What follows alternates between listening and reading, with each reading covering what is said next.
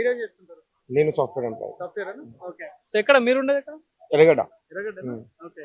So ఎట్లుంది మరి ఎర్రగడ్డలో పరిస్థితి అభివృద్ధి విషయంలో కావచ్చు, సమస్యలు ఏమున్నాయి ప్రధానంగా? ఎందుకంటే ఇప్పుడు ఎలక్షన్స్ ముందు వస్తారు, హామీలు చెప్తారు, కథ అక్కడే ఉంటది. సమస్యలు ఏమున్నాయి ప్రధానంగా అంటే ఏం చెప్తారు? ప్రధానంగా ఏంటంటే మెయిన్ గా చూస్తున్నారన్న రోడ్స్. ఉమ్, ఈ రోడ్స్ దగ్గర దగ్గర ఒక కొన్ని 5-6 months నుంచి అట్లనే ఉన్నాయి. ఓకే. ఎవరిని అడిగినా కూడా ఇదిగో వేస్తాం, ఇదిగో వేస్తాం, అదిగో ఆ, వేస్తాం అని ఆ, చెప్తున్నారు. అంతేగాని ఒక్క ముచ్చట లేదు, ఒకడు వచ్చి కలిసింది కూడా లేదు. ఇక్కడ ఓకే.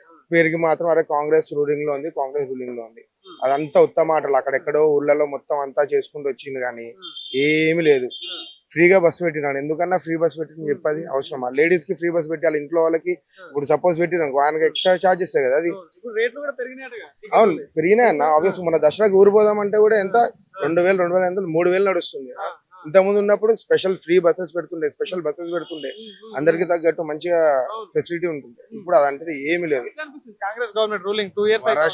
వరస్ట్ అన్న ఇటువంటి గవర్నమెంట్ అయితే నేను చూడలేదు. ఓకే. ఎందుకు అంటే ఇది ఏ విధంగా చెప్పాలి అంటే అన్ని ఉత్త మాటలు.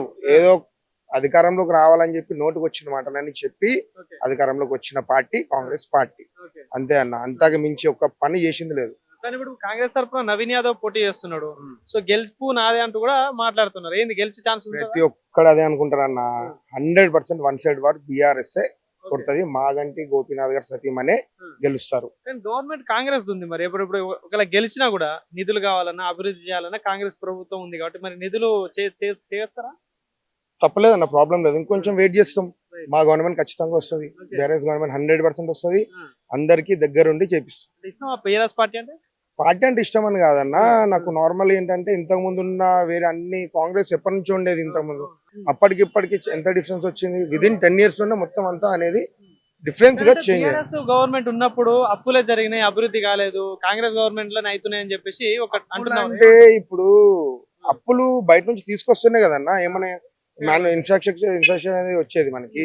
అప్పుడు పైసలు రాకుండా ఎవరైతే చేస్తారు అది అప్పులు కాదు. మన వచ్చిన తెలంగాణ స్టేట్ కి ఇన్వెస్ట్మెంట్ పర్పస్ అంతే. ఒక ఎసెట్స్ ఇప్పుడు ఏవైతే అన్ని కట్టింది మొత్తం గవర్నమెంట్ ఎసెట్స్ అవి. ఒకవేళ ఫ్యూచర్ అమ్ముకున్నా డబల్ పైసలు వస్తుంది. బీజేపీ స్టాండ్ ఎట్లా ఉండొచ్చు మరి ఇక్కడ?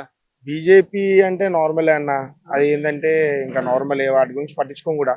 ప్రస్తుతం కాంగ్రెస్ బీఆర్ఎస్ ఈ రెండింటి మధ్యలో నడుస్తుంది. గెలుపు ఛాన్సెస్ డెఫినెట్ గా మాగంటి గోపీనాథ్ గారు సతీమనే గెలుస్తారు 100%. Thank you. Thank you.